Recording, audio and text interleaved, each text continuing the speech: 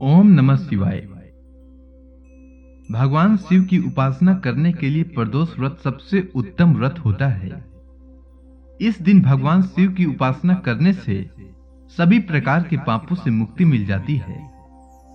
हर माह में 2 बार प्रदोष व्रत पड़ता है, एक शुक्ल पक्ष में और एक कृष्ण पक्ष में। साल में कुल 24 प्रदोष व्रत पड़ते हैं।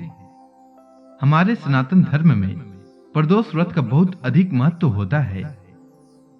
दिन के हिसाब से प्रदोष व्रत का महत्व भी अलग अलग होता है। मार्गशीर्ष माह के कृष्ण पक्ष में पड़ने वाली प्रदोष व्रत 2 दिसंबर गुरुवार के दिन रखा जाएगा। गुरुवार के दिन पड़ने के कारण इस प्रदोष व्रत को गुरु प्रदोष कहा जाएगा। प्रदोष व्रत के दिन भगवान शंकर और माता पार्वती की विधि विधान से पूजा की जाती है। तो आइए जानते हैं प्रदोष व्रत की शुभ मुहूर्त, पूजा विधि और महत्व के बारे में। तो प्रदोष व्रत त्रयोदशी तिथि के दिन रखा जाता है और प्रदोष व्रत की पूजा प्रदोष काल में होती है। तो त्रयोदशी तिथि का प्रारंभ 1 दिसंबर 2021 को रात 11:40 पर होगा और त्रयोदशी तिथि का समापन 2 दिसंबर 2021 को रात 8:30 पर होगा। उद्या तिथि के नियमानुसार त्रयोदशी तिथि 2 दिसंबर को है और प्रदोष व्रत भी इसी दिन रखा जाएगा। 2 दिसंबर 2021 को सूर्योदय का समय सुबह 6:56 रहेगा और सूर्यास्त का समय शाम 5:23 रहेगा। इस दिन पूजा का शुभ मुहूर्त शाम 5:10 से शाम 7 बजे तक रहेगा। शास्त्रों में प्रदोष व्रत की बड़ी महिमा बताई गई है। कहा गया है कि इस व्रत को श्रद्धा पूर्वक विधि विधान से जो भक्त करता है उसको जन्म जन्मांतर के पाप कर्मों से छुटकारा मिल जाता है। महीने में 2 बार आने वाले प्रदोष व्रत भगवान भोलेनाथ को समर्पित है और इस दिन संध्या काल में भगवान भोलेनाथ की आराधना करने से शिव प्रसन्न होते हैं और मन चाहा वरदान देते हैं। इस व्रत को करने से कई ऋषि मुनियों को भगवत धाम की प्राप्ति हुई है। स्वयं महर्षि सूत जी ने प्रदोष व्रत के बारे में बताया है। उनकी माने तो जब पृथ्वी पर अधर्म की प्रधानता हो जाएगी और व्यक्ति इच्छा पूर्ति हेतु जघन्य पाप करने लगेगा, तब प्रदोष व्रत ऐसा व्रत होगा जिसके करने से समस्त पापों से मुक्ति मिल जाएगी। अब आइए जानते हैं प्रदोष व्रत की पूजा विधि के बारे में। तो इस दिन ब्रह्म मुहूर्त में उठकर शिव जी का स्मरण कर दिन की शुरुआत करें। इसके पश्चात नित्य कर्मों से निवृत्त होकर गंगा जल युक्त पानी से स्नान करें। तत्पश्चात आचमन कर अपने आप को शुद्ध करें, फिर स्वच्छ कपड़े धारण करें। इसके बाद सबसे पहले भगवान सूर्य नारायण को जल का अर्घ्य दें। तत्पश्चात भगवान गणेश की पूजा करें। उसके बाद भगवान शिव जी एवं माता पार्वती की पूजा करें। शिव चालीसा का पाठ करें, मंत्रों का जाप करें, फल फूल अर्पित करें। साथ ही भांग धतूरा, दूध दही और पंचामृत अर्पित करें। इसके बाद भगवान शिव और माता पार्वती की आरती करें और अन्न जल और धन की कामना करें। दिन भर उपवास रखें और प्रदोष काल में भी भगवान शिव की इसी प्रकार पूजा करें। फिर फलाहार करें। अगले दिन पूजा पाठ संपन्न कर व्रत खोलें। व्रत कथा के अनुसार एक बार इंद्र और वृत्तासुर की सेना में घंघोर युद्ध हुआ।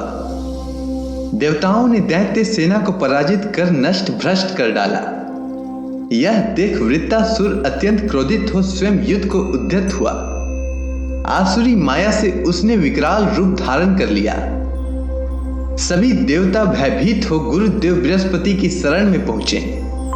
बृहस्पति महाराज उनके भय को दूर करते हुए बोले, पहले मैं तुम्हें वृत्तासुर का वास्तविक परिचय दे दूं। वृत्तासुर बड़ा तपस्वी और कर्मनिष्ठ है। उसने गंधमादन पर्वत पर घोर तपस्या कर शिव जी को प्रसन्न किया। पूर्व समय में वह चित्ररथ नाम का राजा था। एक बार वह अपने विमान से कैलाश पर्वत चला गया। वहां शिव जी के वाम अंग में माता पार्वती को विराजमान देखकर वह उपहास पूर्वक बोला, हे प्रभु, मोह माया में फंसे होने के कारण हम तो स्त्रियों के वशीभूत रहते ही हैं, किंतु देवलोक में ऐसा दृष्टि गोचर नहीं हुआ कि स्त्री आलिंगनबद्ध हो सभा में बैठे। चित्ररथ के यह वचन सुन सर्वव्यापी शिव शंकर हंसकर बोले, हे राजन, मेरा व्यवहारिक दृष्टिकोण पृथक है।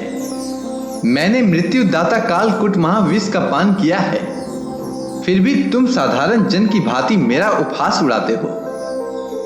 परंतु माता पार्वती क्रोधित हो गई। उन्होंने चित्ररथ को संबोधित करते हुए कहा, अरे दुष्ट, तूने सर्वव्यापी महेश्वर के साथ ही मेरा भी उपहास उड़ाया है।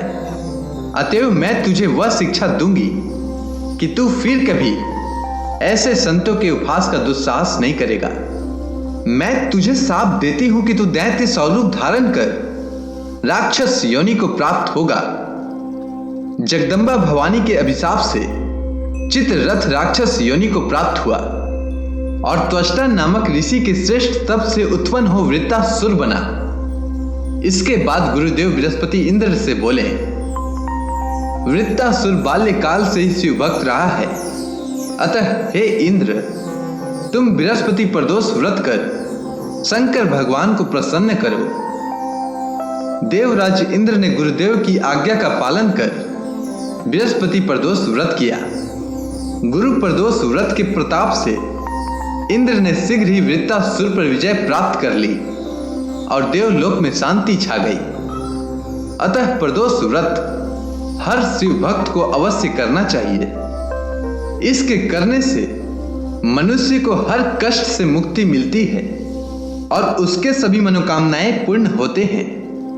अगर आपको यह कथा अच्छी लगी हो तो कमेंट सेक्शन में ओम नमः शिवाय लिखना ना भूलें।